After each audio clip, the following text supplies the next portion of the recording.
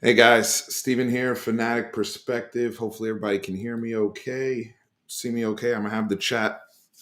Hopefully it can overlay the chat. I don't know what's going on here. Um, Hopefully I can have the chat on the screen. If not, I'll just share some anecdotes. But tough day. Getting back from Waco, myself and just processing. Like I said, jump on. Appreciate everybody being here as Texas takes another loss. I said another lead, another you know another lead, another game loss. So it's tough. It's tough, but we will make it through. Before I get started with everything, oh, there we go. I think it's starting to come up now. Just trying to get my chat on there. I guess I just gotta leave it on there. Thank you, Forrest. Yeah, you guys got to hit that like button before I get started. And break down everything. Obviously Baylor winning this football game today, 31-24 in Waco. And, I'm exhausted, but, I want to talk to you guys and process through everything here. Want to give a quick shout out to my sponsor, BUSR. BUSR, the official sportsbook, the official betting partner of Fanatic Perspective. We are doing a contest, and I've been promoting it like crazy. I'm continuing to do so. I'm so excited about it. Getting an opportunity to pick two people who signed up on busr.com/fanatic. 2-ticket giveaway, November 13th for Texas, Kansas. One opportunity to watch the football game with you guys and, select two fans and just, interact and enjoy Austin and DKR and the whole football experience. Must be following on all socials. I'll have all the links in the description, but shout out to busr.com. Must be an active player on busr.com/fanatic. So you got to be playing. $45 minimum deposit, $25 minimum crypto. Let's go. So I want to get these announcements out here, and I'll make another announcement throughout as people are coming in to the chat. Remember, as you're coming into the chat, hit that like button. We have a lot to discuss. Want to also give a shout out to my friends over at Fire the Cannon podcast, Megan, especially, who invited me to the tailgate today and had a blast hosting my wife and I, and ended up watching the second half of the game with her and Christine Hookham on Twitter. So shout out to those ladies for taking care of my wife and I. We had a blast, even in the defeat. Just processing everything is real time as fans. So shout out to those ladies and really, really appreciate them. Can't wait to see them in Austin again. The other thing is Roger Rodriguez, his brother, his mom, everybody I saw today, and for allowing me to come to the game, and thank you to him. And it's cool to take a picture. Can't wait to see you again in Austin. I want to meet your brother. Shout out to your brother. I know he sent me a tweet as well. Isaac Soto, you, your wife, your child. Great to see you guys today. Josh, my man Josh, who is ride or die and out in Hutto. Good to see you out there. So a lot of folks. Parents of Jared Wiley. Got to meet Jared Wiley's family today. Wonderful people. Great conversation after the game. Good to see the folks of Jared Wiley out there as well. And it's tough talking with folks after the defeat, but here we are. So let's jump in. Let's jump in because I have some notes and I want to, how I start these lives. I want to kind of address a few things off break, and then we'll get into all the comments and everything as everybody is talking in the chat. First and foremost, I want to give credit to the Baylor Bears, Dave Aranda, who's doing a fantastic job over there. They didn't play their A+ game, and I talked about floors versus ceilings, and they have a consistent floor, and I think they played closer to their floor today than they did to their ceiling. I think we continue to play erratic. But I want to give credit to Dave Aranda. He won 2 football games last year at Baylor. And I know it was a COVID year. I know he was coming off of a great year that they had with Coach Matt Rule the year before. But Dave Aranda deserves a lot of credit. Jeff Grimes, Ron Roberts, that whole staff. A lot of credit to what they're doing. 7-1 right now, 4-1 in the Big 12. I believe they'll have OU coming to Waco at some point, and they control their own destiny in terms of getting to where they need to be. Obviously, we lose our third straight game, 4-4, 2-3 now in the Big 12. Third consecutive game where we lose leads, right? And it's frustrating. I know a lot of people want to blame there's so much blame we want to place, and we got to work through. We got to talk about it, but it's it's interesting as we get more data on our own team, the things that we learn, right, and the things we start to slowly realize. And a lot of people, I see people commenting about the bowls and all that type of stuff. I mean, right now, year one of Steve Sarkisian, what you're trying to do is build your culture. You look at Mel Tucker today at Michigan State. They beat Michigan. He won 2 games last year. They're 8-0 now. David Aranda won 2 games last year. 7-1 now. Good momentum building. I'm not seeing stuff from the coaching staff to where I'm concerned about what they're trying to build. I'm not seeing that. Again, we start out with the lead. And this time we actually, played defense. We came out, played defense. BJ Foster opens with an interception of Gary Bohannon, the quarterback who had only been intercepted 1 time.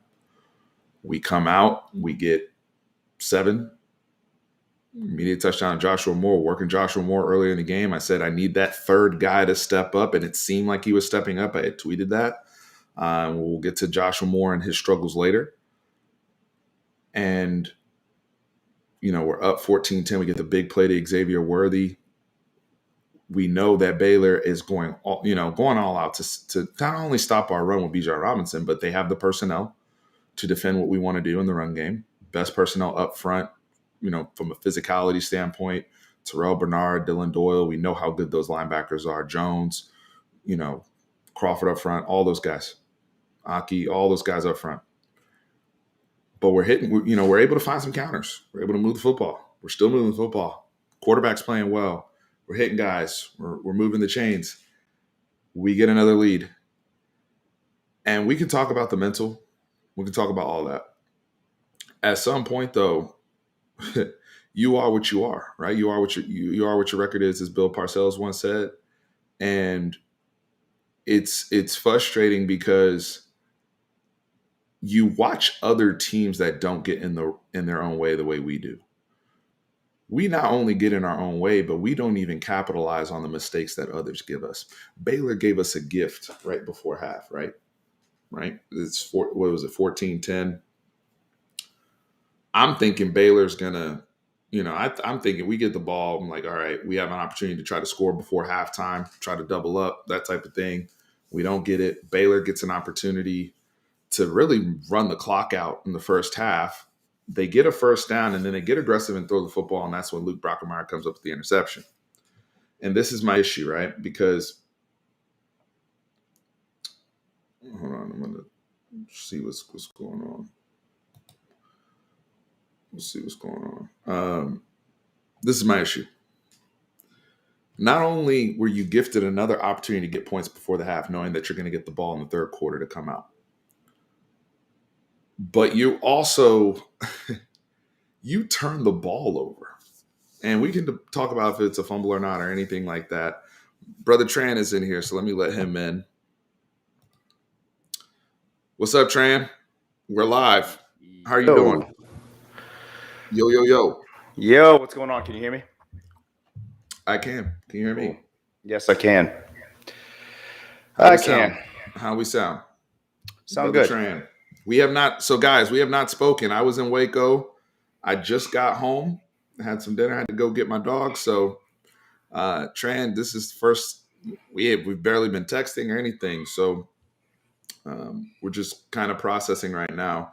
I was actually starting off with Tran, just kind of going through my opening thoughts because we just started this chat, and the opportunity to get points before half when we end up, fumbling the football with Joshua Moore, and losing those opportunities, missed opportunities when Baylor's giving us gifts, giving us really some margin to kind of get away.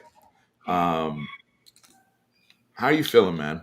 Watching the game on TV, I was there, but when you get, a lot of times you get more angles, replays, all those things, as well as the commentary. So just overall thoughts here, and I'll kind of read up on the chat. Honestly, watching the game and watching it live, I was furious. I still have a headache from screaming, and I'm pretty sure my mother-in-law feels very awkward around me by all the language, the choice language I decided to say around. Mrs. Barbosa, we apologize. On behalf of Tram, Mrs. Barbosa, I apologize. No, it's what I mean. Offline, what you, myself, Billy, and Brandon were talking about. I said this. I said we're not a good team, and we need to now know what type of team we are. And when we look at it, I mean, good teams do not make the mistakes that we make. Yeah, you could say that the refs missed some calls. I maybe counted 10 holding calls that weren't called. The punt block was absolutely not blocked. But at the same time, we had a chance to go up. What was it? 21 to at that time, was it 7? I can't hear you right now, by the way. I know you're talking, but I can't hear you.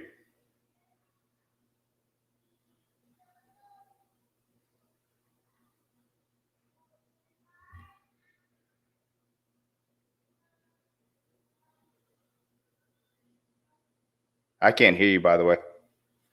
Oh, my bad. I had muted There you myself. go. No, I was saying Okay, no. we had an opportunity. I apologize. We had an opportunity to go up 21-10 21%, before yeah. the half.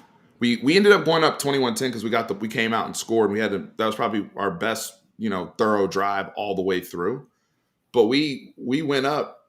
We could have gone up 21-10 in the first half, and then come out with the ball. Because I tweeted, "This is the good teams double up, right? Mm-hmm.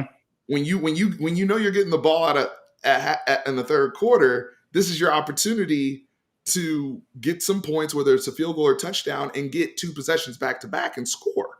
Oh yeah, That's no. what the good teams typically do. And that's why I always defer. Is that if we can score and double up on someone like that and then get the ball back too, it's situational football. And the fact is, we missed a deep ball to Worthy because it was Casey Thompson threw off his back foot. We missed another deep ball to Joshua Moore. That was a touchdown, drop ball. Then right after that, it was a little bit behind Joshua Moore, but it was he missed that one, and it popped it up for an interception. And, that doesn't happen to good teams. Do you see Bama doing that? Do you see a team like Oklahoma doing that? Now let's erase Bama from our mind. Well, let's use OU as an example. To your point, that stuff does happen. It's how they respond to it, and that's what Steve Sarkisian was saying in his press conference. Bad shit is going to happen in the game. Bad stuff that you can't explain, that we didn't plan for, that we didn't practice or train or whatever. Stuff's going to happen. How do you respond, right? And when you get gifts, when you get certain opportunities, what are you doing with it? We struggle with both because we're going to have a conversation about our situational downs, right? Because that also kills us. And we're going to talk about the punt, the fake punt and all that stuff. And yeah, some of that is coaching. I'm not saying, the coaches are exempt from blame or anything like that.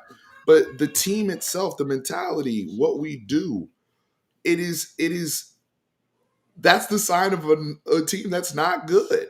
When you're as erratic, we talk again, ceilings and floors, right? Baylor is going to play at a 7 or 8, no matter what. Now, if you're playing at a 7 or 8, that doesn't mean you're perfect. That means you're going to give some stuff away. You're limited. Baylor was clearly limited. Look how fast they throw the football. Certain opportunities, they run the football. They know what they are, and they know what they aren't. We, at certain points in this game, we hit the deep ball to Worthy, we're playing at a 10. We're explosive. We're all gas, no brakes. We get an interception. We dial up something that Gary Bohannon doesn't know what he's looking at, and BJ Foster gets a pick. We're playing at a 10. And then we have balls that literally go off of guys' hands, right? We can't make contested catches to save our lives. Everybody else seems to get 50-50 balls against us. We can't get 50-50 balls against anybody else. Balls in the air, 50 yards downfield, 40 yards downfield, we can't go and get it. I mean, I see a lot of people here blaming, trying to throw the quarterback under the bus and want to blame I the thought he had a quarterback. good game, actually. I did too. I thought he had a good game. He was putting the ball where it was needed. The only critique that I'd have on him is that there's a lot of opportunities for him to use his feet that he didn't use it. In the 4th and 4 early in the game, I thought he should have ran. And later in the game, when he had the same similar opportunity, similar type of vision, he ran. And I believe he was our leading rusher today, if I'm not mistaken. Maybe it ended up being Bijan. Bijan had 43 yards, so Bijan ended up being our leading rusher. But for a good chunk of the game, Casey Thompson was our leading rusher. Casey Thompson outplayed Gary Bohannon today. If we're just going to look at the quarterback matchup, Casey Thompson played better than Gary Bohannon today. I don't want to hear it. Okay? The bottom line is, Baylor, what did we take away in their run game? We gave them all the wide zone cutbacks. We gave them speed option. We never, ever adjusted the speed option. I see Alfred Collins getting frustrated because he's playing quarterback. He's like, hey, where's my help on pitch? Where's my help on pitch? Right? This isn't new. Baylor run, that's a staple of what they do. They know what they are. They know what they aren't. Yeah. And we're seemingly, every time they run speed option, we're completely out of, we're like, oh, what are we doing here? And then they added in some goal line wrinkles, right? They added in jet sweep to the tight end. They added an end around where they threw the ball. They had stuff dialed up for us, and that's where you tip your cap and you say, Dave Aranda, Jeff Grimes, good shit. All right? That's good play calling. That's good coaching. I'm not going to get mad at Texas for getting beat on stuff like that. But what I am going to get upset about is beating yourself and not taking advantage of gifts, not taking advantage of the personnel that you have, blowing a timeout at the beginning of the half to get cute when you should have just came out from jump with the road cap package, which you ultimately did and got the first down. Let's get to the punt. Okay, it's 9 minutes left in the game, in the 4th quarter. We're down 3. Why are we freaking out? Why aren't we playing field position? Everybody else in this conference that's good is playing field position, but us. I'm not saying we don't have coaches that don't know what they're doing. I'm not saying we're a poor team or anything like that. But this is where I'm upset, Tran. You got to read the room. You got to understand game flow. At that point, I believe it was 20. I believe Baylor was up 24-21. Let me. Yes. Yeah. Yes. Baylor was up 24-21, right? 4th and 11. It's 4th and 11 and your best play. If you're going to go for it, go for it. Go for it with your personnel. Go for it with your personnel. Don't put it on Dicker to run it. We're kicking from midfield, right? Yeah. Why aren't we trying to pin somebody down? It's 9 minutes left in the game. You're down 3. Pin them.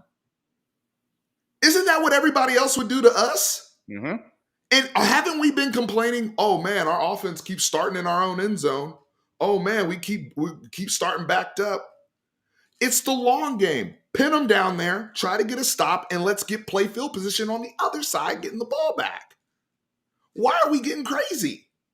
Because we do that, their sideline goes nuts when they stop Dicker and they score 2 plays later and blow the game open. That's inexcusable to me. That's inexcusable to me. But we also get there because we have got a whole bunch of people that are not executing things that are dialed up. And I'm not trying to pick on Joshua Moore. I know he's on Twitter thinking he's getting picked on and talking about they hating on me, bruh, all that type of stuff. Bro, take accountability, bruh. Take accountability. I believe in you. I love you. I said, coming into this matchup, dominate your one-on-ones. Get after it. You have the matchup. They're going to bracket Worthy, especially after Worthy took the top off. They're going to they move the safety over the rest of the game. Right away. Getting one-on-ones. Marcus, you're getting one-on-ones. And we worked Marcus pretty good. Marcus had 7 catches for 70 yards. But Joshua, brother, you can't talk about, bro, they hating on me and all that. You're being delusional, bro. I'm just saying, young men out there, young football players, I'm not just talking to Joshua Moore because I love you. Young players.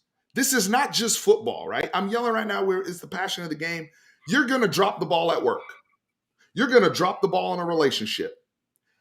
Own it. Grow from it. Be better. Be better. You know what you're supposed to do. You know your responsibility is to catch the football. I don't want to hear about Casey Thompson should have thrown it here versus here and all this type of stuff. As much as y'all work with jug machines. Bro, y'all tell me y'all 5-star athletes.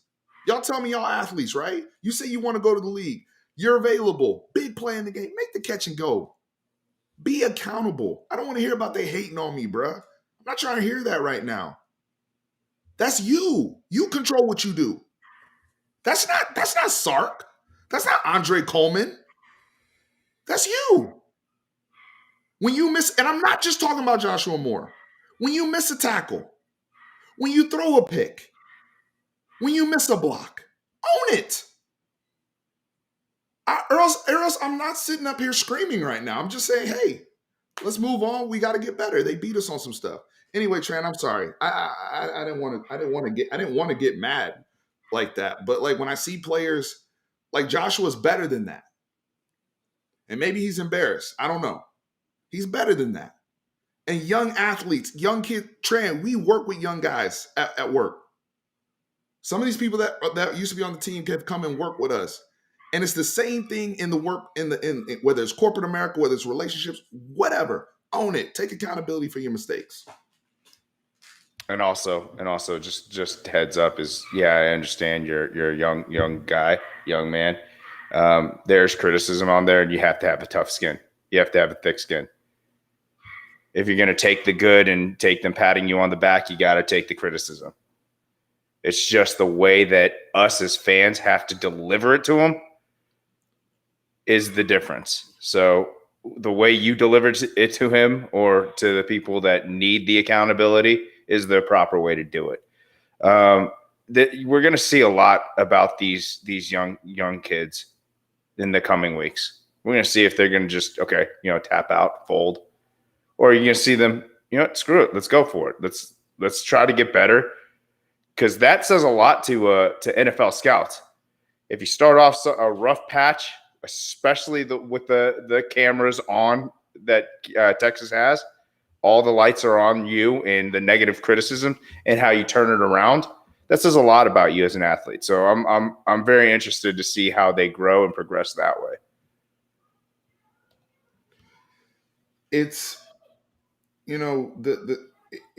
they have to, and they have to find guys who aren't in the, I'm not even saying in their own heads or anything like that. But yeah, I'm not talking about the fans that are being, idiots and tweeting guys or harassing kids. That's not what I'm talking about. Right. I think it is fair for us as fans to expect you to play at a certain level. Just same way like I keep saying, the Baylor players have a floor that they play at. Period. And they've played that way all year. And they're gonna give themselves a good opportunity to at least compete with OU, depending on what OU walks into Waco whenever they get there, right? But when you look at this team over the years, because this isn't just this group with Texas. This has been this way for however long. And it's frustrating because there's guys there that are ready to win. There's guys that played well today.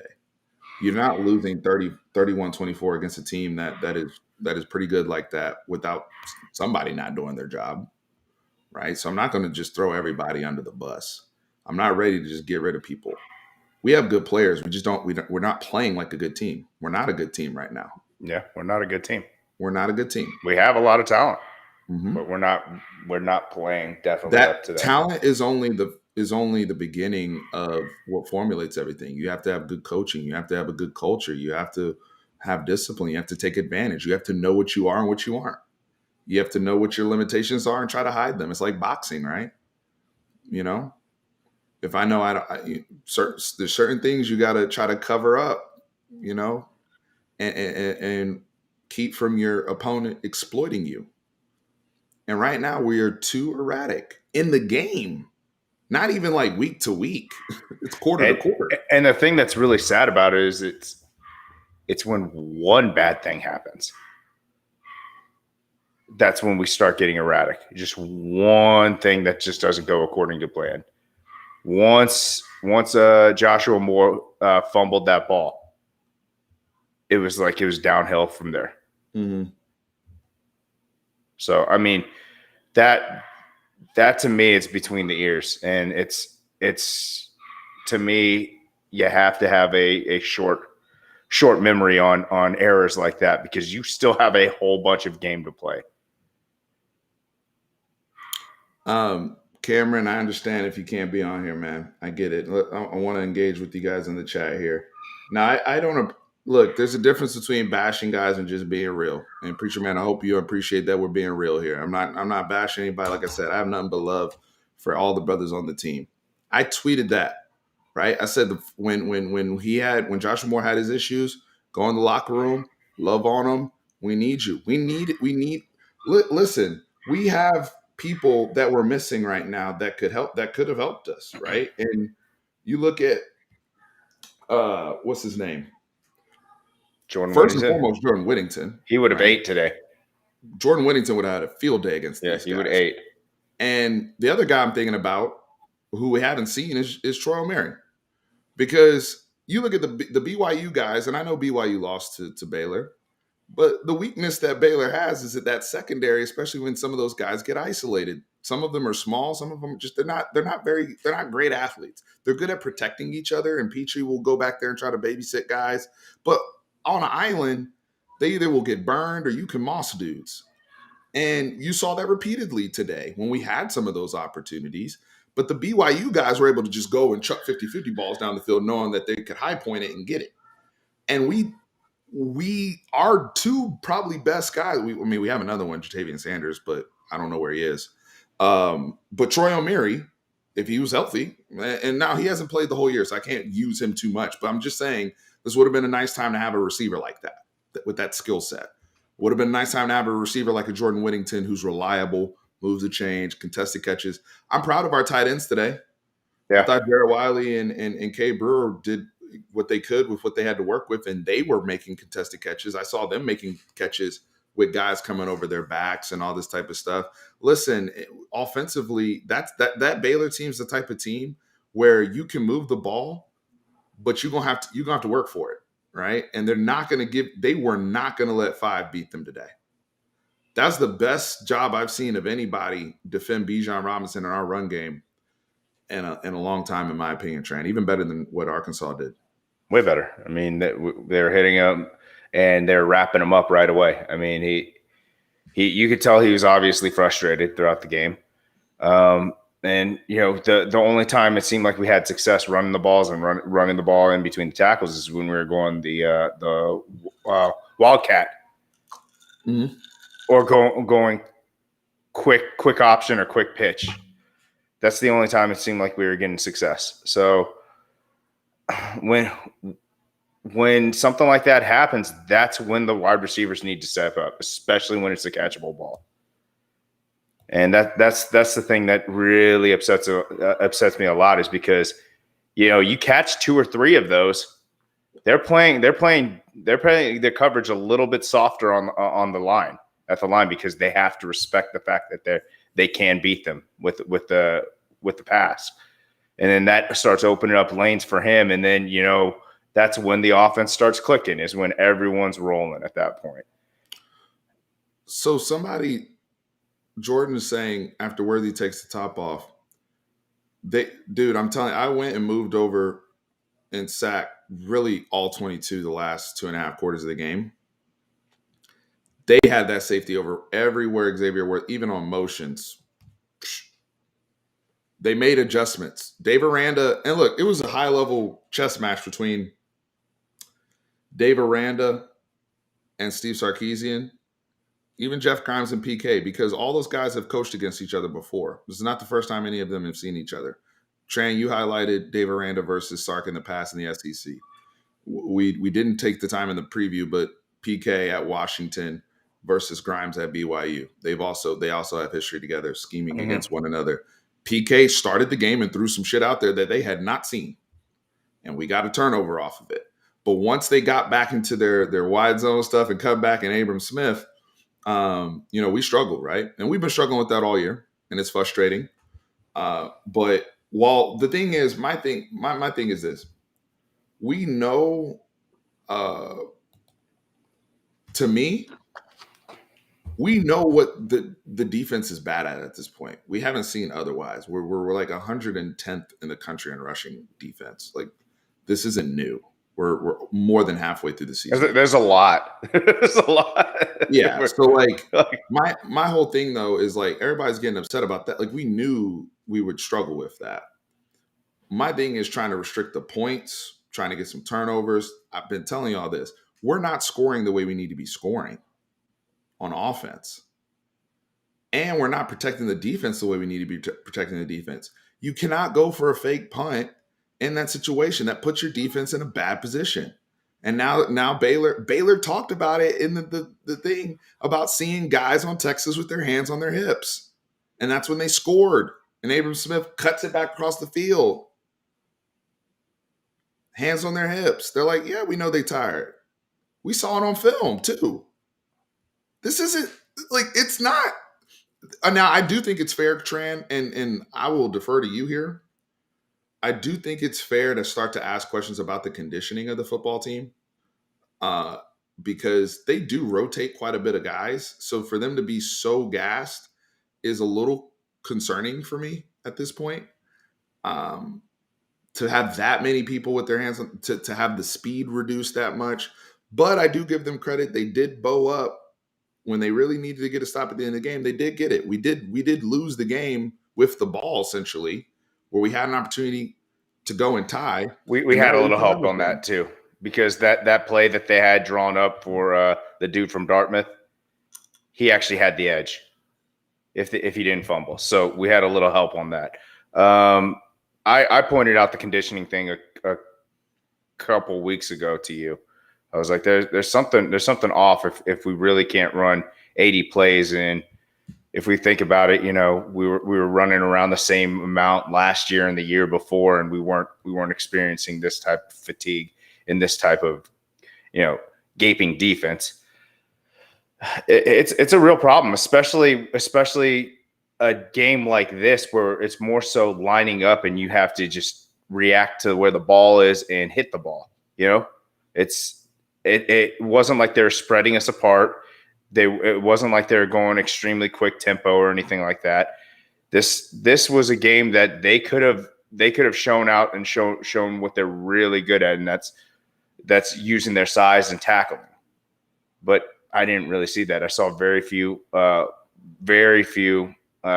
and outs. I mean, I did miss half of the first quarter coming home, but when I saw that they went for 4th and 6 or something like that at the 17, and we were playing 8 yards off the ball. Yeah, and we give up a drag route. And we gave up an easy drag route. That says what it needs to say about this defense.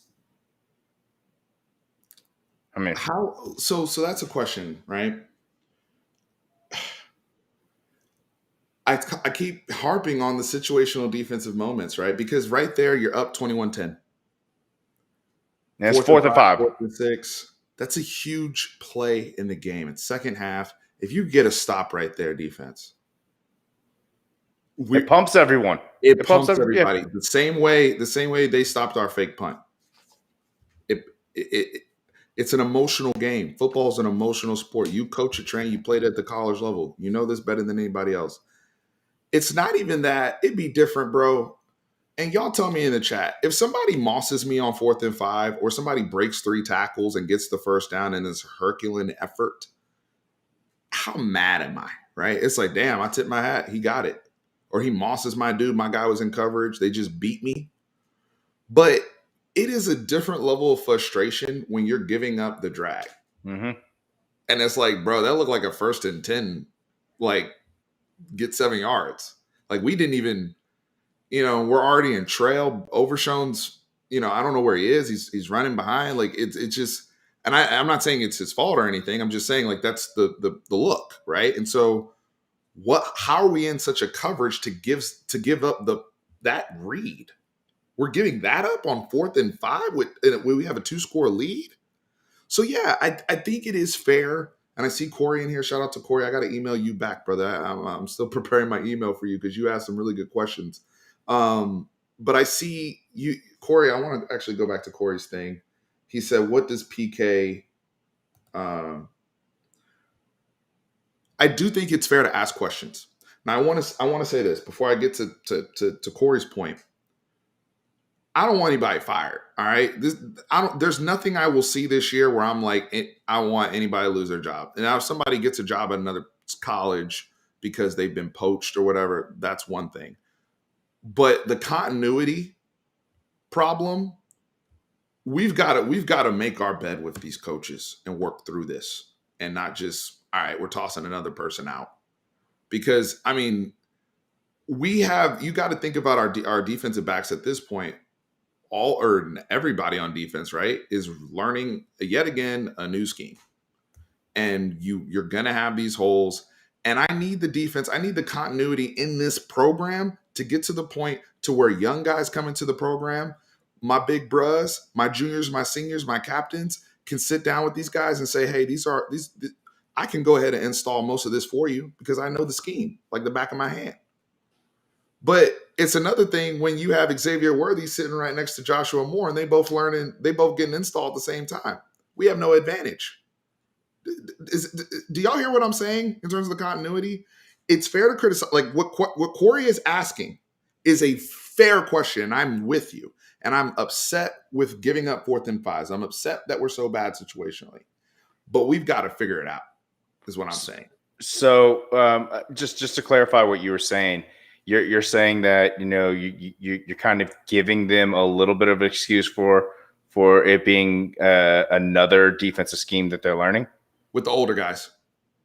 That's where I disagree with you on that because we're not getting better. That's the difference. Even Chris Ash, you saw how we were crappy at the first couple games. They shored that up and they started to become a very respectable defense towards the end of the year. We're not getting better. We're not tackling. When we're hitting with shoulder first. We're not wrapping up. We're not playing good angles, like you stated specifically with Alfred Collins. Be like, hey, I have the option. Who's my help right here? I have the contain. Where's my help? That's where I disagree with you on that. Is because we aren't playing fundamental defense. That's stuff that should be already ingrained in you. You should be able to tackle. You should be able to play in space. All the other schematic stuff, like the special plays that he has, I get that if it gets blown up or something like that. But them not playing physical, them not tackling in space, and them not owning their gap coverage, that's where I disagree. No, I learned something right there from you, Tran, because you're absolutely right. You're absolutely right. I'm glad you said that because fundos don't go away regardless of what scheme. That's fair. That's a fair comment. Isaac said, some of y'all must not be watching our front. It's not effective, not because of PK. Those dudes are getting handled. Our secondary is fair, but they look worse when we don't provide enough pressure. Secondary is always going to look bad when you don't have pressure. I agree. Isaac must have played. Isaac, did you play DB when you played? Isaac looked like, I'm looking at his picture. That brother looked like he played football. Isaac must have been a DB because this is the number one thing DBs say. But you're not wrong. You're not wrong. DBs, you can't cover anybody, especially in modern football, for more than a few seconds. It's impossible, especially with all the combination routes, everything you got to look out for. Isaac, let me know if you play ball. But your point is valid. We're not physical. I said we were physical up front the whole bit, right? And yeah, the secondary is struggling. I do think we still rotate a little too much for my taste, but up front, yeah, we have guys that are getting. That's something we can't fix it during the year though. Like there's nothing I God bless Byron Murphy, by the way, because he's out there making tackles 8-9 yards down the field as an 18-year-old or however old he is, trying his damnedest. So I need more people like that. And this is the other thing I wanted to say to to Isaac's point, just to add to it, we have too many people at the point of attack, and some of my real football heads will know what I mean by this, that are catching. So when people are firing out, especially wide zone where it's stretch and they're looking for people, instead of engaging a block, you're catching the block, right? And now I'm at a disadvantage because a lot of these offensive that helps the linemen blocker. Right. Even DBs are catching. So they're catching, and you see guys struggling to disengage. Who's the best person on the team at disengaging right now where you just see them, like the way Terrell Bernard knows how to disengage? Terrell Bernard, we'll get somebody on him. He'll, right? Or he knows exactly what angle. He knows how to, what a concept they call wrong shoulder. He knows how to wrong shoulder, get underneath, cut, right? We struggle with all those things. It is what it is. I think the best person on the team that actually does that is Darian Dunn. And that's not good when it's your defensive back that's the best on the team at doing that. I'd give a Gofu a little tip of the hat, but he plays. I think he needs to slow down just a step because there's a couple times where he overplayed the play, and I think that will just come with more reps. I thought he was getting pressure, and I thought he had a pretty good game.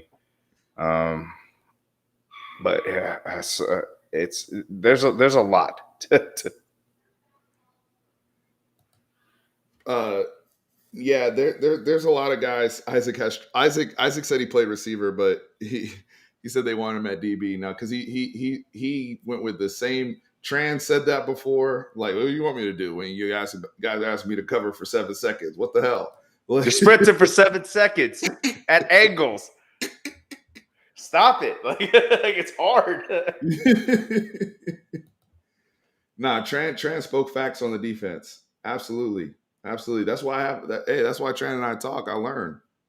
I hope our players we can humble ourselves and all learn, right? You know, I think some of us, even as fans, we get bogged down in a point or a thought, and we get almost stubborn about it. I think everybody's like that, but just getting to a point where it's like, hey, you know what? Let me shut up and listen real quick and hear what somebody's saying from another vantage point. And I appreciate why, Tran's insights in that regard, because you really did change my mind there. You made a very valid point. Yeah, Orlando, you're right. It's the same thing. Shout out to my buddy Orlando here. That's catching. When you hesitate and then you're getting blocked, you're catching somebody. We even do it with our tackling.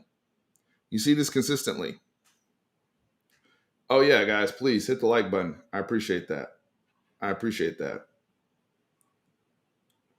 No, we definitely have some work to do in the recruiting regard. I mean, we have 19 defensive linemen coming in.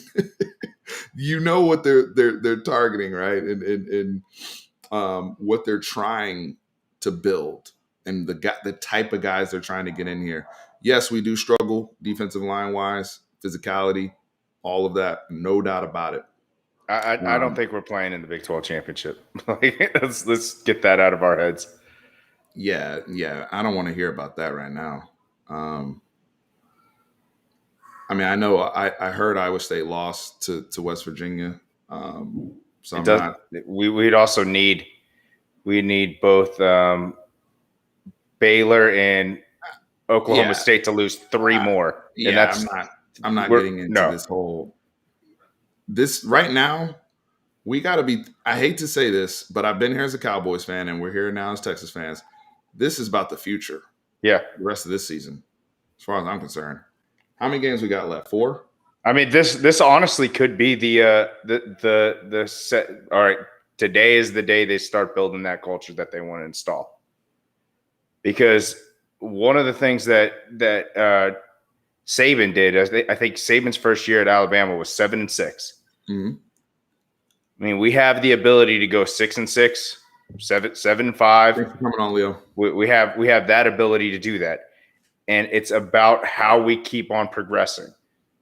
If we can continue to progress and start getting those dogs like Byron Murphy, he's a fan. He's a fan. I'm a fan of his for now. Yeah. So if we start seeing other people like that, you're going to start.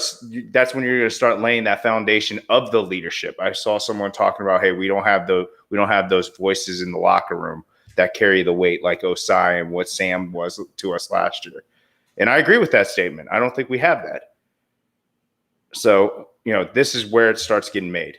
Who has the credibility to even be that guy other than Bijan at this point?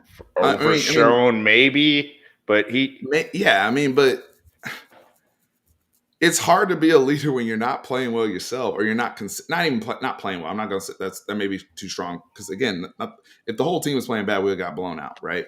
Yeah. But you got people that are supposedly leaders that are making,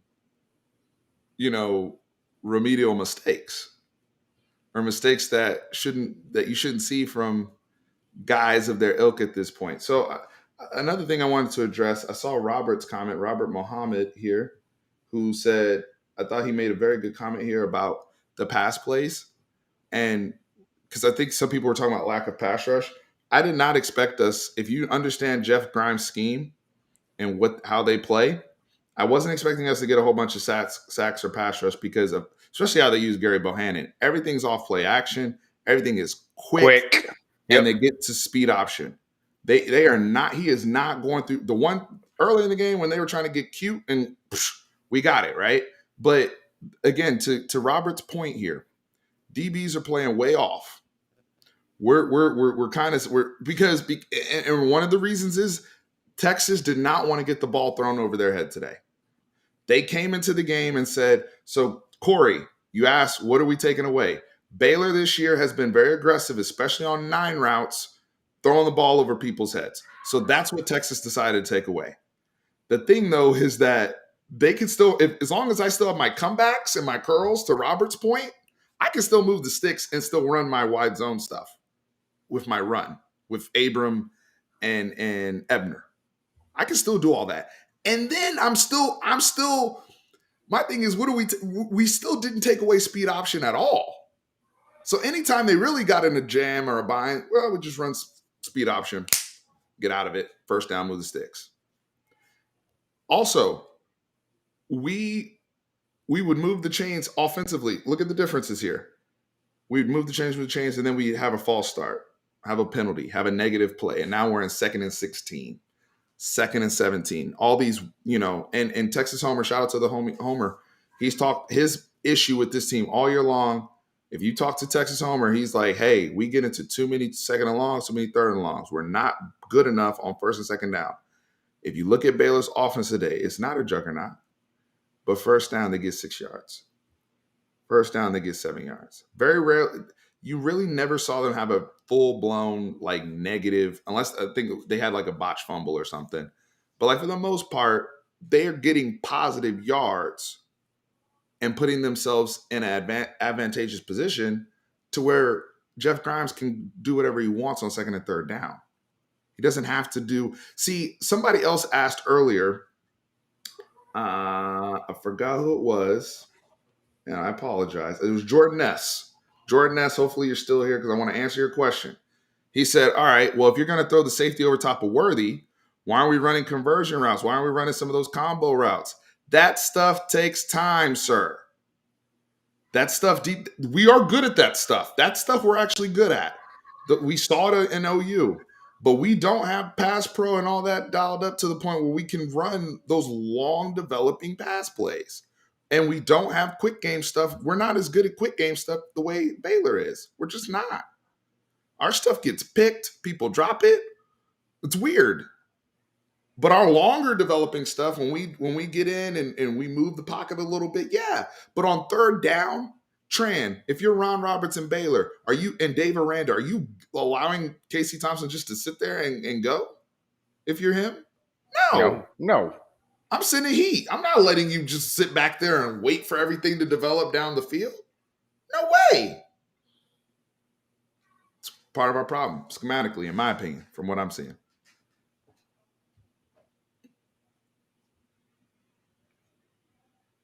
No, Texas struggled with option all day. I agree, Miles. Casey was fine today. Casey was fine. Was he Vince Young or one of the great no. But considering he really didn't have any complimentary run game, considering this, against struggles in pass pro, and I know he missed, he's going to get knocked for missing the throw to Worthy, you know, on the sideline, which probably should have been a touchdown, probably walk in. Casey's going to miss some throws. He's not the most talented thrower of the football, period. Guys got to make plays. Yeah, they have to help Casey's him giving out. people chances. Yeah, some of those Marcus Washington balls, those are chances, bro. And again, that one at the end, Marcus development, but those are chances. That one at the end, he should have caught. It wasn't anything that Baylor was doing specifically that was stopping our receivers. It wasn't anything they were doing that was great. They had a couple pass breakups, but great. Every team has those pass breakups. But we were getting open. We were getting our hands on the ball, clean hands on the ball, and we were just dropping it. We weren't executing. Late to the party. Do y'all think it's time to start playing young guys? Naturally, definitely got to start working people in. Now, I know a lot of people are saying, hey, let's play Hudson Card the rest of the way. I see Caleb saying that there. I disagree with that because you still can have another year of Casey Thompson. And I don't see where Casey played. The only thing I said, Tran, what did I say before the game? I said, I want to see some more quarterback run. That's one of the counters against Baylor. They will give you quarterback run. Was that not available today? One of the biggest plays of the game that we had, aside from the Xavier Worthy one, was his run. It was a scramble for like 30 yards at the first drive of the second half. Bro, we watch Tran. What I don't understand is when Tran and I prep and we have our notes, we see the same things most of the time. And Tran's like, Tran and I, we looked at it like Baylor's gonna. There's certain things, and again, Tran, you coach, you better at this than me. There are certain things you're always gonna concede. You can't stop everything. It's impossible. They concede quarterback run.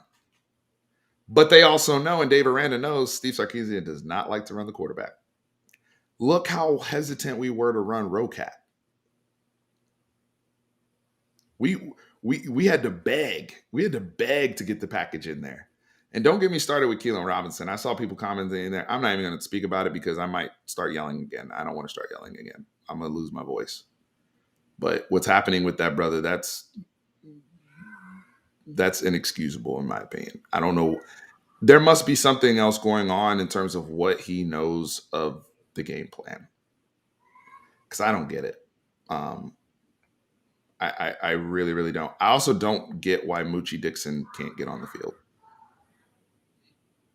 Is he injured? Does he not know the plays? Has anybody seen Moochie drop a pass in a game? I haven't even seen him in the game. I'm just saying whenever he's got an opportunity to play. Have you seen all these negative plays from Moochie? I mean, Joshua Moore says that people, he tweeted this. I'm not trying to misquote anybody. He said, they love you when you're up and they hate you when you're down. Well, how's he going to feel if clearly something's going on because they still trotted him out there in the second half when he had those struggles. And I'm a fan of letting players work through their struggles. I'm not saying people should just be cold hard bench. I agree with that. So you know what happened on the when he missed the deep ball at halftime it would have been a touchdown. What do they do right away? They went right to him, and it hit him right in the hands. Popped up, interception. But at that point, it's also like, bruh, if I'm Andre Coleman, come stand next to me. If another receiver did that, what would you say? Yeah. If I'm critical of that, if I'm standing here, right, come stand next to me and grade him. If he does that, what grade are you giving him? Be objective. This is not about hating on people, right? It's, are you producing at some point? And so I just want to see, is Moochie, I'm not saying Keelan Robinson has to play receiver. Please don't misunderstand me, people. I'm just saying I want to see him on the field and being able to do some stuff. Because I'm going to talk about Baylor's the atmosphere in a second since I was at the game today. But with Joshua Moore, or Mooch. I just want to see them work somebody else in to see what they got. Like Marcus Washington, he's played so much that you can start to see he's more comfortable catching the football now because he knows the ball's coming his way.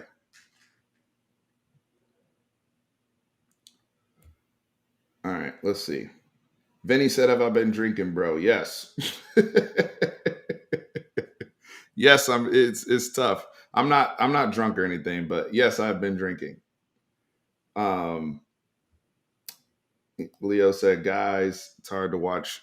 It's hard to leave the live show." No, I appreciate y'all being in here. We'll stick around for a little bit. Marlon, what's good, man? What's good? Yeah, I was at the game, Miles. So let me talk about that real quick. I actually want to talk about that. So again, shout out to everybody I saw out there. Isaac, Roger, mom. Shout out to our sponsor, BUSR. We're going to bring some fans to the game on, against Kansas. Make sure you sign up busr.com/fanatic. Opportunity to win 2 tickets. Make sure you're an active player, which means you need to be depositing money and actually betting. You can't just sign up on an account and just hope that you win, right? So active, all the accounts, following. Josh, all the guys that came out today and gals, Christine, Megan, everybody that was out there. It was phenomenal time. Atmosphere. Baylor, great stadium, good sound, all that. It was a real road game. I felt like I didn't go to a real road game when I went to TCU. Me and Homer went to that game.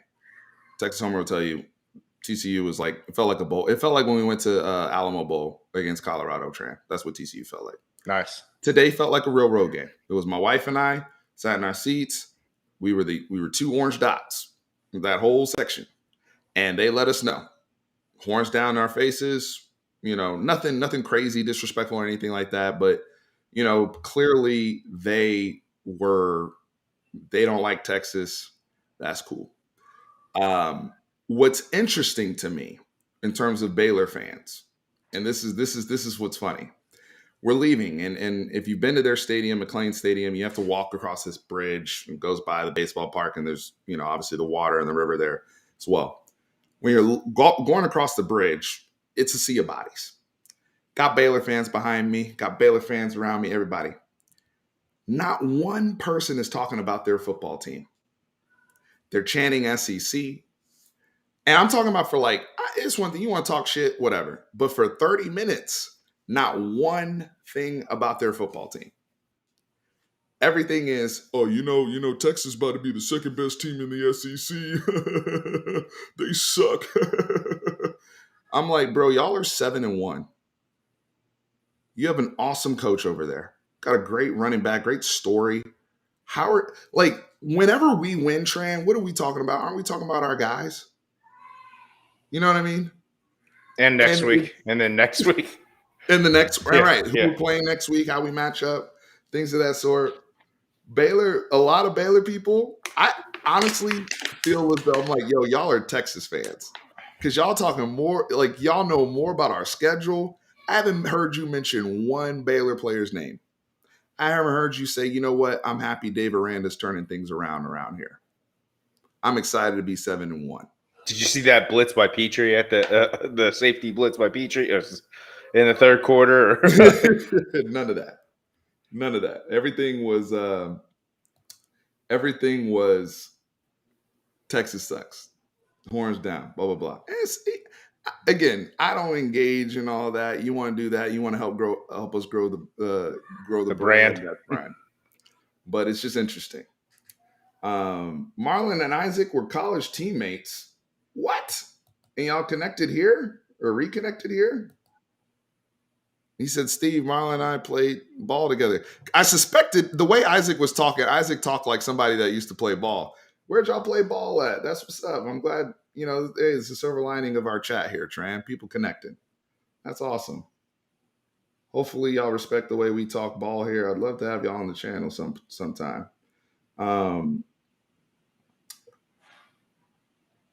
Somebody said leadership. Let's see. Listen to Huff's interview with 247 from a few weeks back. It explains everything. First thing you point out, no leadership will make or break a team. Are you talking about Michael Griffin or Huff? Oh, Marlon said they play high school ball together. That's what's up. Colony. That's what's up. That's awesome. It's who is the leader on the team? We know who our best players are, but and I think that will come over time. I think that's probably a flaw that we'll look back for the 2021 season and say we didn't really have that galvanizing person, especially after Sam Ellinger leaves the program, after Joseph Osai leaves the program, after Sam Cosme leaves the program, all those guys that are captains, after they leave, we don't have that next wave yet to step up. We'll see. It's going to be interesting because Mel Tucker,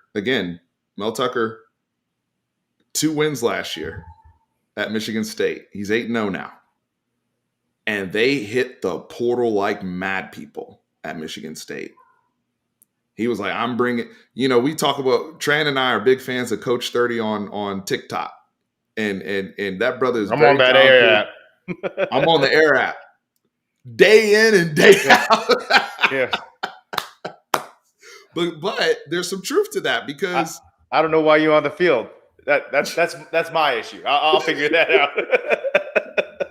I'm on the air app day in and day out, right? And it's funny because that's what some of these coaches did. Mel Tucker smashed the portal. Baylor Smashed the portal. Drew Estrada's a portal guy. Mm-hmm. Offensive lineman, portal guy. The big boy the big boy that did the freaking sack dance that I was so pissed off about. They didn't even give him a penalty. But when Puna Ford used to rub his stomach, they would give him 15. But this guy did a whole dance routine, did a whole TikTok dance for 15 minutes and didn't get a flag. Big boy that got the sack. Went over there, had sex with the cheerleader, a whole bit, didn't get flagged. And then, we do anything and it's a problem, right? But anyway, that guy's from LSU, portal, right?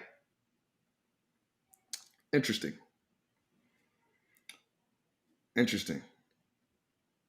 No, because you're in the portal, you're going to get some people that are developed. Like, how many dudes? So let's think about this. Oh, I need to recognize the super chats. Miles, thank you. Congrats to your Baylor Bears, man. Miles actually one of the good Baylor guys. And thank you, Edward. Appreciate it.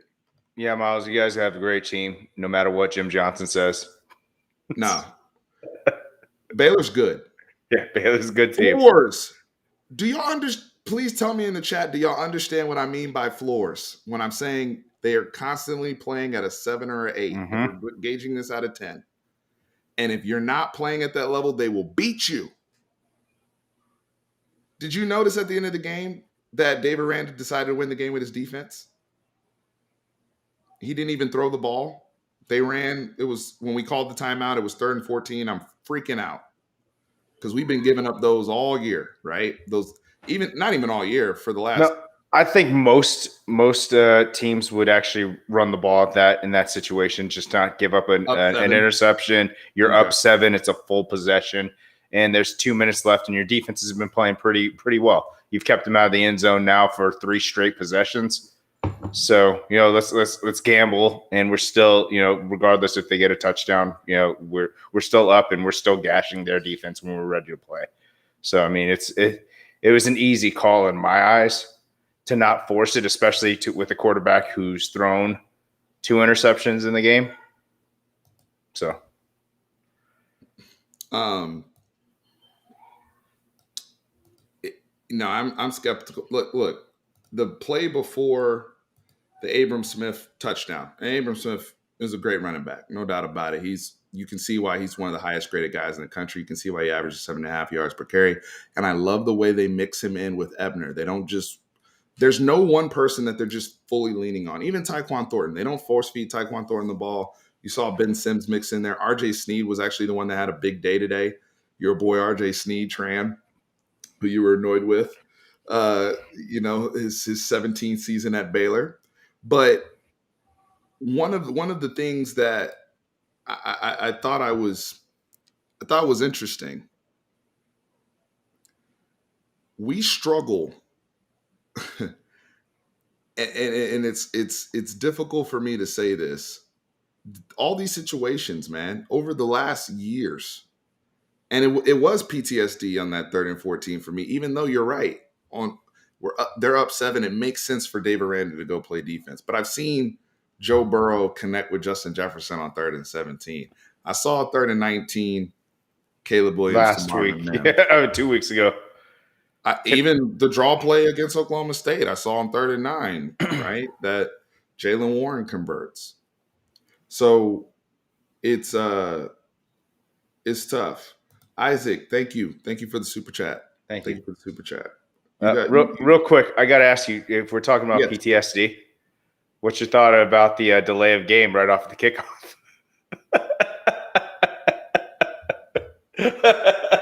I was like, because I wasn't home yet for that. I wasn't home yet. I was listening to it on the radio on the way home, and I'm sitting there smiling and shaking my head, and I was like, I know Steven's going ape shit in the stands right now. And we've been good with that stuff pretty much all year. Yeah. Honestly, for me. Ryan, thank you for the super chat. He's a Sooner fan. I don't know if you're giving us some pity bread, but I'll take it. Thank you. Congrats to your team for continuing to be awesome and find ways to win. And today, looks like y'all cruised. I didn't see a snap of your game, but I think it was 52-21. Oh, yeah, they're Caleb killing Williams had 6 touchdowns, I think. Even Rattler got in the game. And Rattler got in. So it sounds like y'all found yourselves. That's dope. Jordan, thank you. Hey, you guys are showing love in a difficult time. Thank you. I don't know, at least the Cowboys are rolling. Yeah, and we will be getting back to our Cowboys content. Don't you guys fret. I've been slacking on that. I am well aware. Just been busy with the house and moving and all that type of stuff. But we will. Don't you guys fret. And not only the Cowboys, the Leander Lions. We've only given up 12 Congrats, points in the last 3 games. 12 points in the last 3 games. We're locking it down on defense. Tran said, "I'm saving this season." My boy Gunner is saving this season. My boy Jordan Tran is saving this season. Oh, he had a run where he broke. He made five people fall. All 5 of the players fall at the end of the game. So I'll send that video to you. It was a pretty badass one. No, Jordan's terrific, and he had a cutback when I was there. The game I was at, when he had that touchdown against Maynard in the second half, where he made those kids dance on the sidelines and cut it back up the field and scored. I think it was like a 50-yard touchdown. It was very impressive. So, Tran's son is very, very fast, very, very quick with the football in his hands. He's got a bright future ahead of him if he keeps his head on straight, like Coach 30 says. No piss running down his leg. Edward said he's 3 Tito's in and soda. Yeah, I'm gonna have a few more tonight. It's not even. I think it's less about this game because Trent, you picked Baylor to win, right? Like by 7 points. Exactly. And I know I picked Texas with my heart, but in my head, I'm like, there's no logic here saying that we're going to put together consistent enough football to win this game. Now, I was hoping we would fix some things in the bye week and there were some things that were fixed. Okay. I'm not going to completely say there were some things that I saw where it's like, okay, I see some wrinkles y'all added in or some things that we did a little bit better. I'm not saying the whole thing is trash or horrible.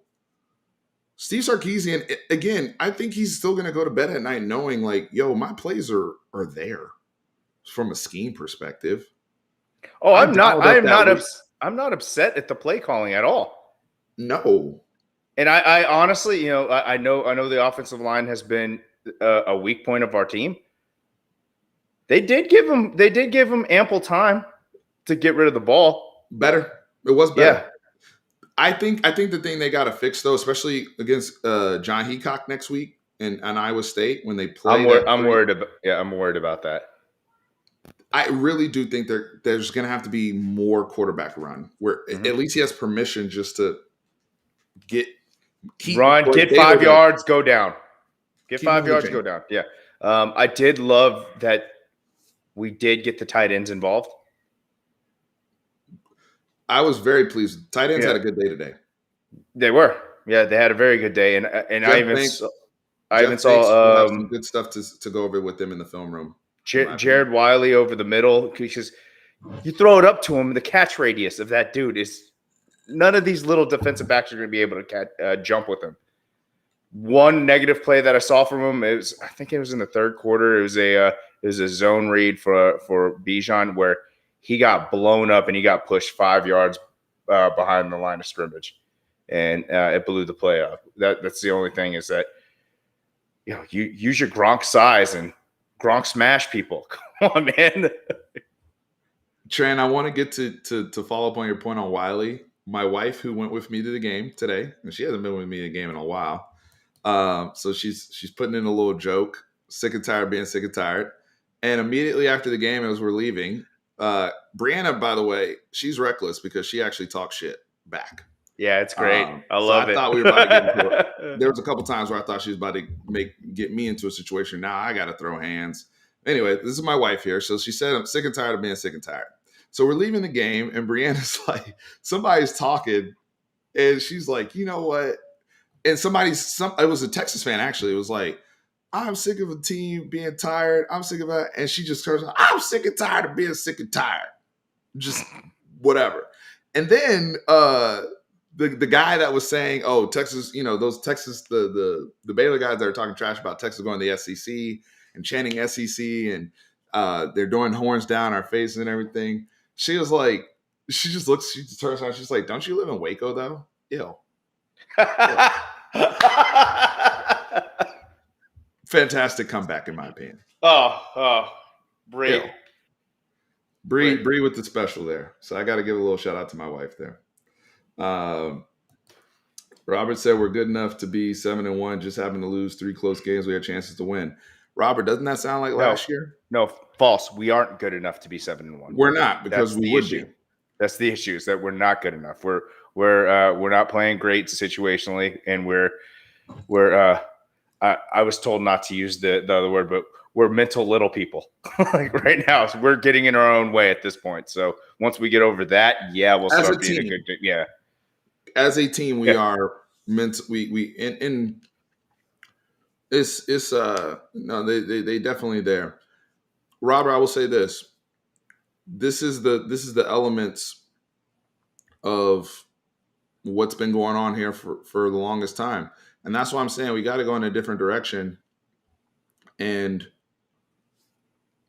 keep the staff in place and build some continuity and figure this out along the way, and let some of these coaches develop, let some of these coaches learn their kids, let them bring in whoever they need to bring in, and exercise some patience. And I know that's the last thing people want to hear. I'm upset about the game. I'm not upset about the future of the staff. I'm sorry, I'm chewing on some ice. But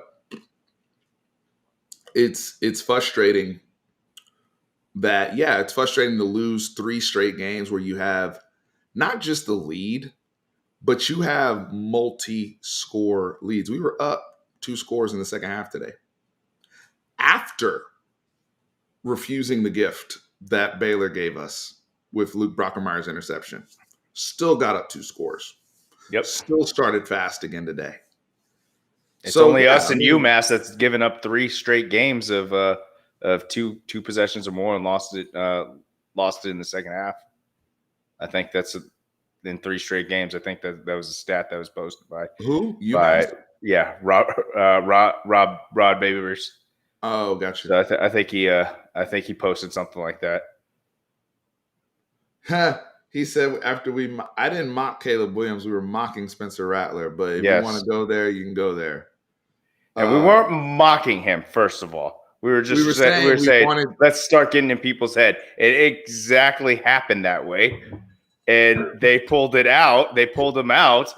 And unfortunately for us, we weren't ready. We ran into a buzzsaw.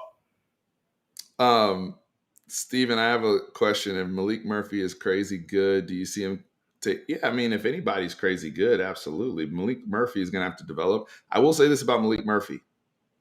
I am even every day, I get more and more excited about him. And I think people are actually sleeping on Malik Murphy at this point. Listen, this past Elite 11, he finished second. And 50% of the grading was on tape that he did not have, which tells you, and Cade Klubnik, who's going to Clemson as the current Westlake quarterback, was obviously won the Elite 11 and is now the number one ranked quarterback in the country, especially with Quinn Ewers reclassifying to now. Cade Klubnik had a full year of tape, won a state championship, whole bit. Still had to fend off Malik Murphy. Now, Malik Murphy, we know how much they had struggled at Sarah and the offensive line, and he's got offensive linemen that are smaller than him, and it's a mess. His last few weeks, he's been terrific. Go look at Nick Harris, Mike Roach, all the stuff they've been posting on Twitter. They're doing a great job of covering their games over in California. He is developing and carrying Sarah. I don't know how they're doing record-wise, but I know they're putting up points now. He had like 4 or 5 touchdowns the other night. And he looks like a guy who's just developing because he's playing a lot more football now. And so I'm excited for Malik Murphy because I feel like everyone's always looked at him as like, oh, he's the project and we got to get the sure thing over here. And I'm not, and I'm with Sark. Take however many quarterbacks you need in this class, whoever you want. But this brother Malik Murphy has a lot of potential and a lot of tools for Steve Sarkisian to work with, especially in the framework of this offense. Whoa, Marlon. Dang, homie. Marlon, God bless you for the super chat, man. Thank you, brother. Thank you. That means a lot. Well, Alan said the football culture hasn't been good. That's what they're trying to fix. And it's a culture, and it's not even, I don't even think it's a culture of negativity all the way. It's a culture of accountability, as we're seeing. And do you know how to win? Do you know how to respond to adversity? That's why I'm so happy with Steve Sarkisian's presser today. Because he was talking about life, and he said that. He was like, this isn't just about football. Things are gonna go wrong in life. You can't just get in your we're out of it now. Figure it out. OU gets in jams every other week, and they figure it out. And I hear people saying, oh, well, they don't have people on the team that know how to win, all this type of stuff. Well, how does anybody ever turn anything around? Does Michigan State have people that know how to win that I'm not aware of? How all of a sudden they 8-0, beating top 10 teams? That the staff can turn some of that over time. And I want to give them that time. Because I know this, Tran, BJ Foster, Keandre Coburn, all the usual suspects y'all want to be frustrated with. Imagine being them and having 3 different people to answer to over the last 3 years. Imagine being them and being in this type of environment where you came in this big ass recruiting class and it was supposed to be it. And then change. So we got to get to a point where we finally stabilize on something and let these brothers grow. Let this staff grow, in my opinion. They really do miss Jordan Whittington. Tran, I don't know if you heard me say this earlier, and I appreciate the super chat, RBH. Anything to do with the school song problem from last year? Nah, there's no beef with the school song. I don't see any of the remnants there. And trust me, if there were, I would tell you. This is from guys I talked to, on the team and people that a lot of these brothers, again, that Tran and I try to work with because we want them to have futures after football, especially some of the men who come, the brothers on the team who come from single parent homes, things of that sort. Like this is like Cameron said, they've been around well before EOT. If you want to focus on distraction like the school song, go ahead. This ain't the place. What I wanted to say, though, was the Jordan Whittington discussion. Jordan Whittington And my big boy that we never got to see was Troy O'Mary. Mm-hmm. I don't have the go get it guy. I think Marcus Washington can be that, but he's so slender, and Marcus Washington is more of how we're seeing him being used. What about But I Juan don't have the Davis? physical just go up there and just snag that thing. What Even about like Juan Davis? Humphrey used to be. I'm still. What about Who? Juan Davis? They Experiments. brought in Juan Davis for a random jet sweep and took him out. One play, and took him out. But if we're talking about that guy who can move the sticks and is a big body who can go up and get it, he's the one. He's the tight end that's athletic enough, aside from just Davian Sanders, that could do that. Yeah. Josh said, I'm in on Sark and the staff. Can we not worry about them getting their guys via recruiting portal? I've heard hard time believing 18-year-olds look past 10 plus year and one apiece. I mean, that's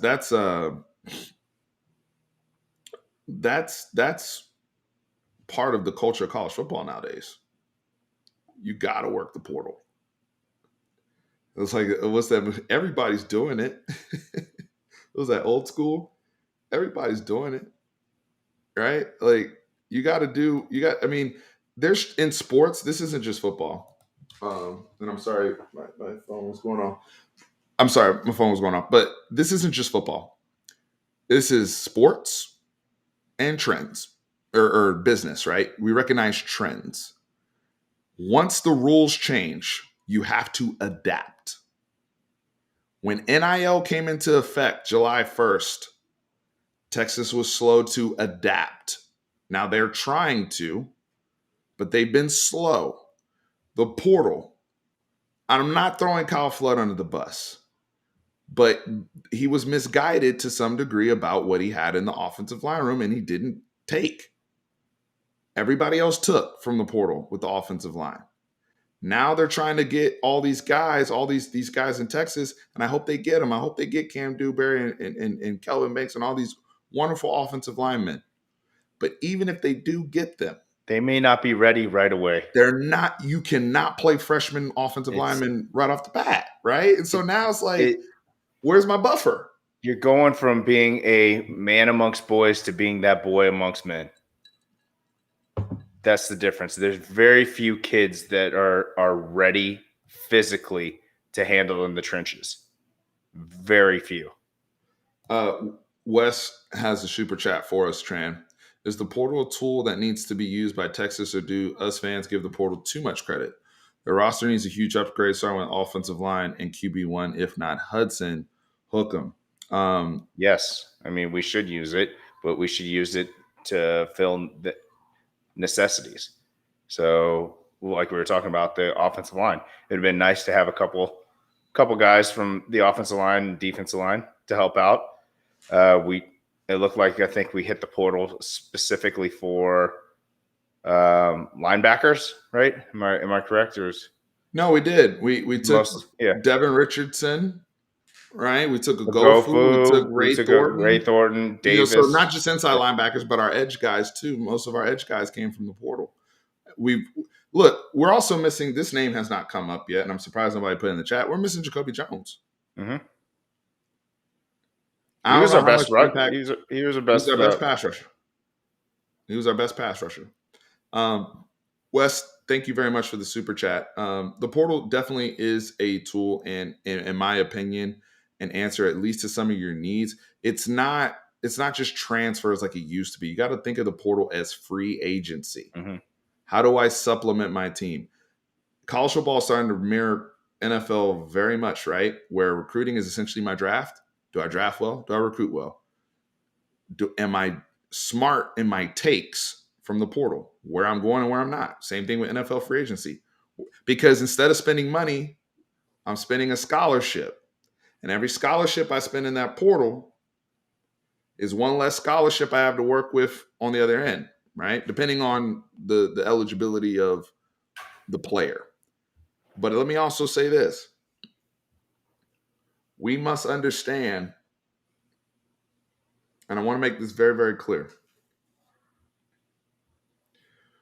We must understand it takes time, even whether you're bringing in portal guys or you're bringing in transfers. depending on these positions, when you have a new coaching staff that is trying to fix years of PTSD and mental, all this stuff, it's gonna take time. And I know, and then on top of that, you throw in whenever we go to the SEC. We haven't mentioned that either. Whenever you go to the SEC, right? And how you adjust and recruit. But at least I can get some grown men in the portal. At least I can get some people that are physically developed. You don't think that there's going to be people in the portal leaving LSU that don't know who their coach is going to be? You don't think there's going to be people in the portal leaving USC that don't know who their coach is going to be or may not be a good fit, that are good players? Maybe Clemson. Maybe Miami. Yep. Florida State. I mean, Penn State. Yeah. Everywhere you guys hear of coaching turnover or rumor, actually, that's a portal target for me. There's one, I forgot his name, but I think he's one from Wisconsin that just put his name in the. You know, they have great offensive linemen. No, it needs to be. It needs to be something that's addressed. I want to get to Forrest's comment. Making too many excuses for what's happening, from Keelan Robinson not getting touches to PK having zero adjustments, or answer for some mediocre offenses that we have faced. I do think Baylor's offense is better than mediocre. I disagree with that. They've been good all year long. And when I say good, I'm not saying just blowing people out or putting up points or some explosive scheme. But they're know balanced, what they are, and they know what they're and on. they know what they're supposed to do. Mm-hmm. And they don't beat themselves, and they have one of the best run games in the country. I agree with you on Keelan Robinson. I don't understand it. I'm not saying he needs to be. I understand Marlon and everybody else talking about lack of wiggle, what have you, but I've also seen him do some crazy things on the football field where he's just not even getting an opportunity. The one touch Keelan got, he fell down. So there was something going on in the middle of the field. I don't know if anybody else saw this or if they talked about it. When I was at the game, the middle of that field area, guys were slipping and sliding left and right on both teams. I don't know what was going on there, or if they had an issue with the turf or what, but something suspicious going on in the middle of the field there. But that's actually where Keelan Robinson slipped. That was it. He was in the game more. I saw him play more snaps, but he was often used as a decoy and whatnot. Now, I will say this. I want to see even more window dressing. I want to see more row-cat. I want to see more, Baylor had trick plays for the red zone for us. They had stuff dialed up. And so when everybody's keying in on Bijan and slowing down our run game, we've got to have some other stuff mixed in, just to keep people on their toes, because that may help you get going in the run game again when people are so worried about all the smoke and mirrors. Edward said he's on his fourth Tito's and soda. Hey, Trent, can you go 5 more minutes? Yeah, man. He keeps saying 5 more. Yeah, man. Let's see what my time check is. I think I'm good. Michigan State turned it around in 1 year. And look, everybody's situation is different. I'm not saying we got to be Michigan State. I'm just giving examples.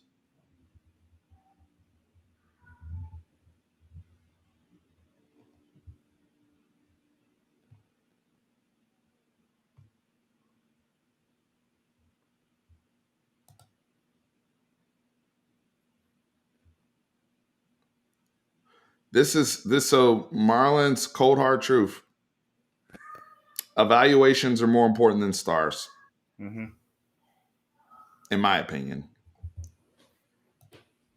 Get what you need to get to work for you. I understand there's some must-have guys where it's just like everybody knows this guy is amazing, right? Like there's the high end, the Harold Perkins, the Evan Stewarts, the Jonte Cooks in the 2023 class, like guys where you're just like, all right, he looks like an NFL receiver or NFL offensive lineman or NFL linebacker. I get that. But the rest of these classes, evaluations are very, very important here. Should be like that every class. It doesn't matter. Jordan said the mental problem started. Hey, we can keep pinpointing that as Texas fans all day long. I mean, it's been that way. Surfer Boy, how did Stetson Bennett look today? His stat line didn't impress me. I didn't see the game, but Stetson Bennett looked shaky again, brother.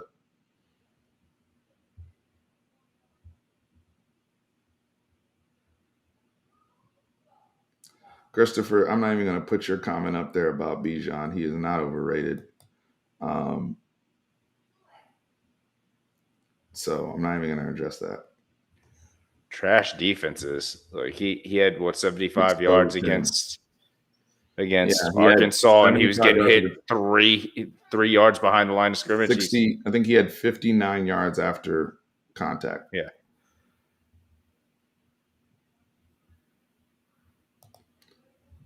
Bijan's been outrushed 3 games in a row. No, the teams have. Yeah. If I don't have an offensive line and the other team, and we have a bad run defense on the other end, what you think the number's going to look like? How many yards do you think Bijan would have against our defense?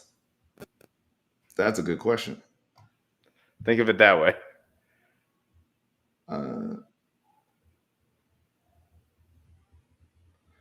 Still a lot of people in here. I don't know what the like button's looking like. Guys, make sure you remember the contest. BUSR.com/Fanatic. 2-ticket giveaway. November 13th. Trey and I be there. Texas, Kansas. Come rock with us. You got to be signed up on BUSR.com/Fanatic. Be an active player. And on all socials following Fanatic Perspective. I wish I was Surfer Boy that wins it, because I'd like to hang out with him. He kind of cracked me up. I'm not going to lie.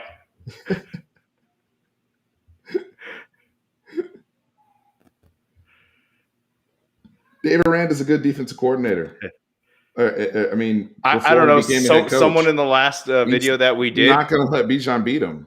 Yeah, someone in the last video that he was saying, "Come on, Dave Aranda gave up like 500 yards to that Alabama offense. It was LSU's offense that beat." And I was like, "Come on now, they had Tua, they had Devontae Smith, they had Najee Harris, they had all of Alabama's weapons, and they still only scored 35 points." And two of those touchdowns, one of them was like when the game was out of reach. Yeah. And the other one was when Stingley was talking to the coach. Yeah. And they ran that play and it got a, you know what I mean? Like, it wasn't like even I'm not going to say it wasn't a legit touchdown, but people that watch the game know that Alabama offense was stifled more than the numbers will indicate. Yeah, it's easy to go to the box score and be like, oh, Alabama scored 41 in that game and had 500 yards total offense, blah, blah, blah.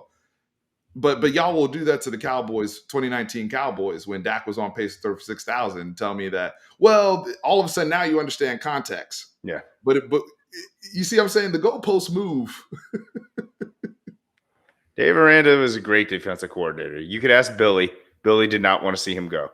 Kyle, we are now on TikTok. I just started TikTok. I'm not counting TikTok in the contest because it just started, but go follow us on TikTok. But it's just a bunch of Steven doing the dances. It's fine. I ain't dancing, bro. I ain't dancing. Brianna wants me to dance too. I ain't doing it. And our receivers are open just like Bama's, so we just gotta tighten up. Yeah, I agree. And we have to execute. When we give Wes, thank you for another super chat. Yeah, when we get the opportunity, we can't miss those balls that are right in our hands. Texas paying the sins of poor recruiting and development of Tom Herman is their strength and conditioning problem. I think there's some validity to some of these things, and I don't think it's a strength and conditioning. I'm sorry for cutting you off, but go ahead. Go ahead. This is your area of expertise. Go ahead. I don't think it's a strength and conditioning. I think it's a change of mindset for strength and conditioning. Last year was all power. This one's all quick twitch muscles, as opposed to and not really focusing on the long game too. So what they would do is they'd do a lot of heavy weight last year, even during the season, but they'd also do a lot of cardio with it too. So they were actually in shape to actually be able to handle long distance, but they were able to explode up. Now these same athletes who have been focusing on that for the past 3 years have to switch it up, and their bodies are used to a certain way of training, and it takes a little time for them to actually get used to it. It's called a periodization workout for them to actually get to a certain portion that they're looking for. It's just the different set of minds that are actually working on the athletes.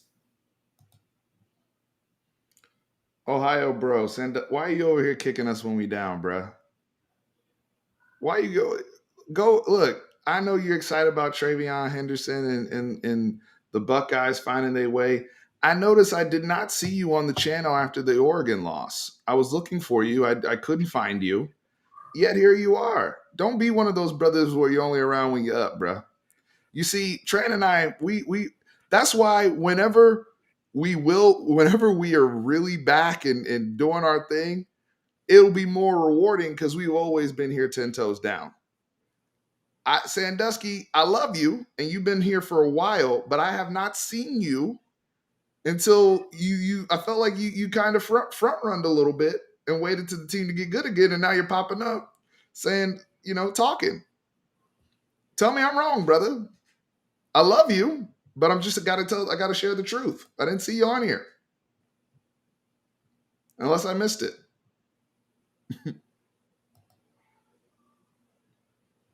um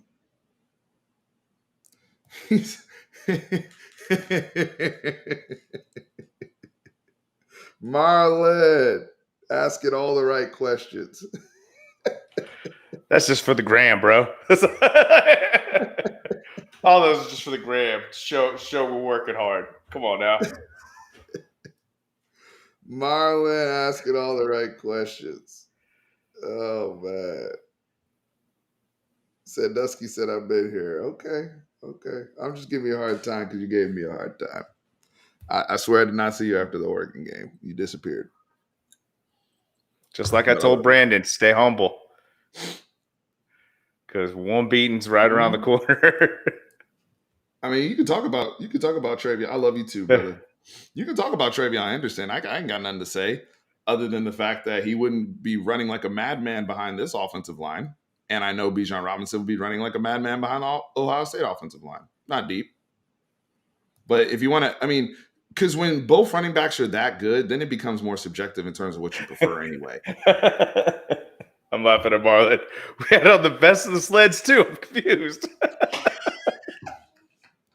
Hey, Marlon killing me, bro.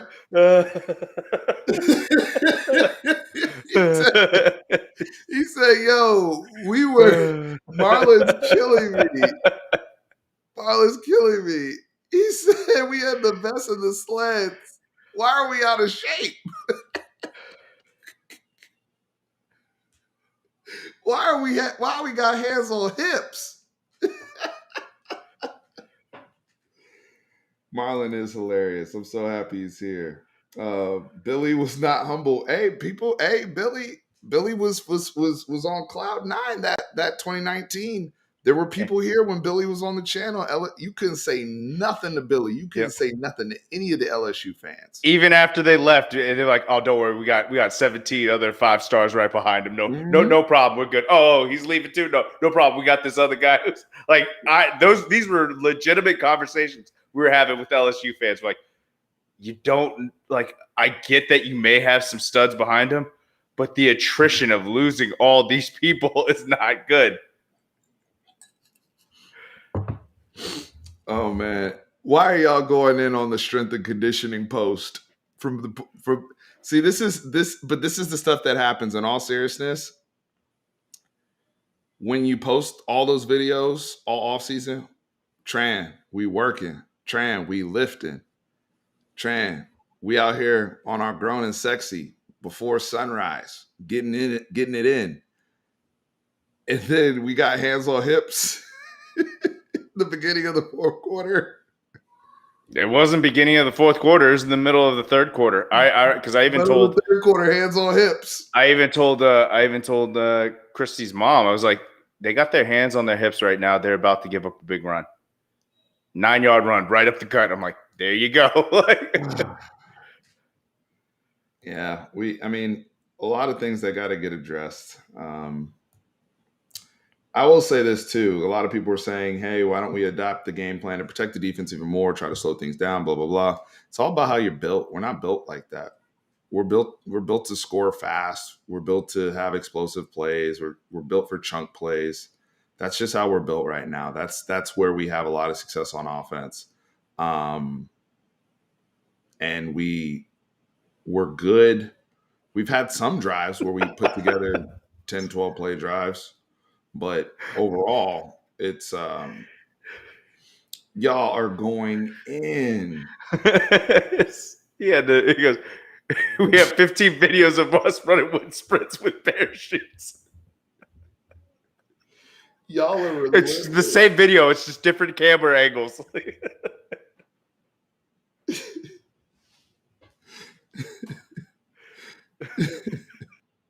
Y'all are going in. Oh man. Oh man. I remember you. He said, I remember you, LSU fan in here. I'm not running. Who do you want to be your coach? You want Mel Tucker now? You want James Franklin? You want Luke Fickle? Who you want to be LSU coach? Yeah, man. We have a lot of work to do. Mentally, physically, schematically, everything. And today is building, and it sucks because I said this at the end of the 2020 season when we lost to Iowa State and we had Kansas State left, I believe it was, still to play. And I was like, man, we gotta. That's why I wasn't mad when people started opting out and stuff, because I'm like, I'm trying to find out the guys who are going to be here next year anyway. But it sucks to be having that conversation in October. It's October. And it's another year where we're having what can we get for 2022? Who can we build up for 2022? I want to be excited about now, one day. I want to be excited about us getting, like you said, Tran, with Chris Ash, what you saw about them getting better throughout the season, like tangibly better. Like that's the type of stuff I want to see. So The way I can compare it to right now, since it's been such a long drought, is I'm a Spurs fan and you're a Spurs fan too. Just full disclosure to the team, to everyone listening, is that year that we lost, that dramatic loss to the Heat in the finals with the Ray Allen three, and then right afterwards, it like was like our heart was ripped out. And then the next year we won, and I remember when we run, I didn't cheer, I didn't go crazy, I didn't run around my neighborhood going nuts. I sat down in my chair and I smiled. It was just like a weight lifted off my shoulder that we actually did something again.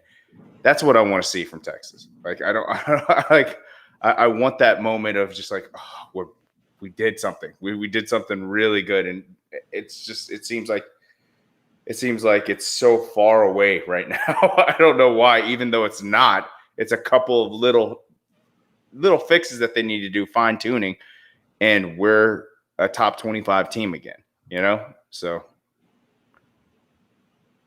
No, man, those days we were so strong.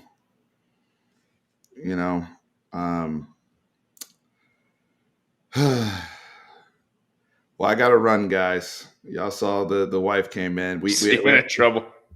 I'm not in trouble. We got to go to a friend's birthday party, and her pops is giving a ride over here. So her pops is here. So just so we can have some safe travels. But I appreciate everybody joining the live and us having some laughs. It's tough. And look, we not hating on anybody on the team. All right. It's tough love. I love all these kids. I really do. On and off the field. Real rap. Because it's so much bigger than football. But there's lessons to be learned on and off the field as well. Right. And Tran, thank you so much for staying here with me as long as you did. You have a family. Y'all had a dub today. Congratulations to the Leander Lions. And bowl eligible, baby. Bowl eligible. Yes, sir. Let's do this. Yes, sir. Nah, a lot, but we here. We're always gonna be here. Y'all know that. Um, last promo, bsr.com/fanatic. Come hang out with us. 2-ticket giveaway. We're gonna do the drawing November 5th. So next Friday, we'll draw on the live. Find out who's coming with. But we appreciate everybody going. And I will say this: the last time we went to a Kansas game, even though it was really close, we had a blast. It was a lot of fun. The Spirit Squad sits right in front of us, and they interact with us. It's a lot of fun. Oh man, That was a good game. That was a good. That was a great. That was when I ended up in the newspaper. Going like this because I thought we were gonna lose. Blow it. Marlon said every week he leaving for a party. I have a busy social life as well, sir. I don't party a whole lot, but it's always a lot of celebrations going on. Especially not football celebrations, but not football celebrations. Kyle said the Leander Lions. That's right, baby. The Pee Wee Leander Lions. That's because we're bowl eligible. That's because we keep on progressing our ability to keep contained within the flag football realm. Oh man, I'm always tough, coach. I'm always tough, coach. I'm always tough. Oh man, I do stay at parties. We out here getting it in. Out here getting it in. There you go. There's your TikTok dance for everybody that was asking for it. All right, guys, we appreciate y'all. Remember, stay safe out there. Always up. Love y'all.